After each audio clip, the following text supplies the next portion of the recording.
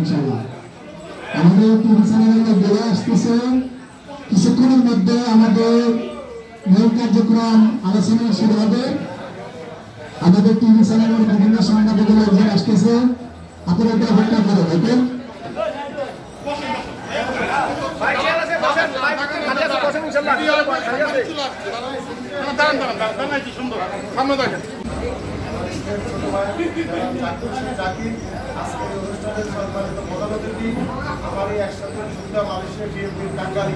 বিশিষ্ট ব্যবসায়ী আপনাদের সবার তত্ত্বাবধান জনাব সিরাজুল ইসলাম সিরাজ ভাই এবং আমাদের এই মালয়েশিয়া বিএনপি আমি যখন আমার কমিটির যিনি সহসভাপতি ছিলেন, আজকের আপনাদের অত্যন্ত পরিচিত যার রেস্টুরেন্টে বসে আজকে অনুষ্ঠানটা করতেছেন এবং সেই তত্ত্বাবধান এবং বিশিষ্ট রাজনীতিবিদ যেমন আমাদের দিন ইসলাম দিন ভাই সহ আজকে ক্লাব মহানগরের অনেকের নাম আমি জানি না, তারাও কিছু সবাইকে জানাই আমাদের শুভেচ্ছা অভিনন্দন।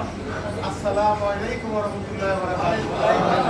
তার সাথে সাথে আপনাদেরকে জানাই আমাদের প্রিয় নেতা জনাব তারেক সাহেবের পক্ষ থেকে শুভেচ্ছা অভিনন্দন। তার সাথে সাথে আমি জানাই আমাদের দেশ নেত্রী আবশ্যক নেত্রী বেগম খালেদা জিয়া, আপনার আমার মা গণতন্ত্রের প্রহরী, যাকে দীর্ঘ 15 বছর এই আওয়ামী লীগ সরকার জ্বালা যন্ত্রণা নির্যাতন দিয়ে আজকে দেশ থেকে শেষ করার পরিকল্পনা করছে।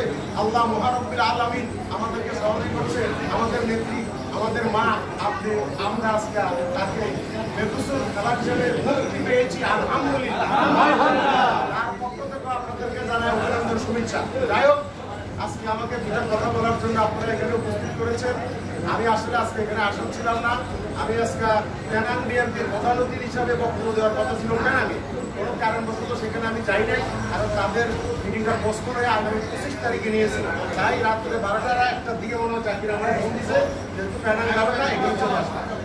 আগে তাহলে থাকতো নাম টাম থাকতো, অনেক অত কষ্ট করবেন, আমি এত বড় নেতা আমার নাম থাকে এটা তাদের আপনাদের মহানগরের ঘোষণা আমার, তাই আমি এখানে আসার কথা ছিল না, যাক খুব ভালো দিলাম।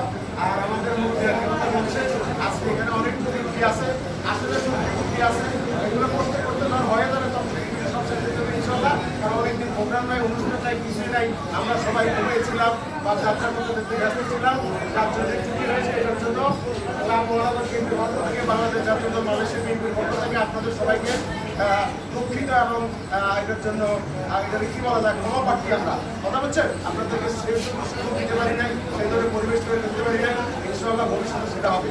তো যেটা বলতে চাচ্ছি, আজকে বক্তব্যের শুরুতে সর্বপ্রথমে শ্রদ্ধার সাথে স্মরণ করছি এবং আপনার মাগফিরাত কামনা করছি যাদের নেতৃত্বে, যাদের ত্যাগের বিনিময়ে, যারা আত্মত্যাগ দিয়ে আজকে আমাদেরকে এই দ্বিতীয় স্বাধীনতা দিয়েছে, তাদের রুহের আত্মার মাগফিরাত কামনা করতেছি সর্বপ্রথমে। দ্বিতীয়তে এই দিন দেওয়ার জন্য, এই আমাদেরকে কথা বলার এই সুযোগ করে দেওয়ার জন্য যারা আজকে বিভিন্নভাবে